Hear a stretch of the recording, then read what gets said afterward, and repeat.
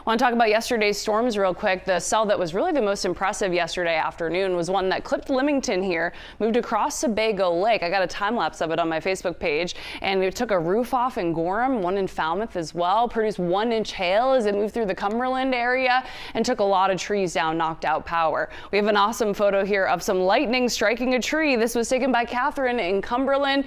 We also, of course, saw a lot of trees down, like this wind damage here in Westbrook, as you can see from those strong winds, and Limington as well. National Weather Service going out to survey some of the storm damage today, determining whether that was straight line winds or a downburst. Definitely severe thunderstorms through the area yesterday, and a lot of people saw that roof getting blown off video and said, oh, it must have been a tornado. But this is a good reminder. It doesn't take a tornado to do extensive wind damage like that, Scott. You know, that's why whenever we say we have a severe storm is capable of producing those damaging winds. So that's why we were tracking those very closely yesterday. Yeah, I know. We were out there at the Traffic Cure yesterday, and we got lucky. The weather was nice in the morning, but you're always talking about, okay, later on today, got to be weather aware because we had some stuff popping off. Yeah, and it was nice. It was cloudy through much of the morning, but right as the race was getting started, the sun came out. It was like poetic. So nice. Yeah, everything worked out. All right, Colleen, thank you.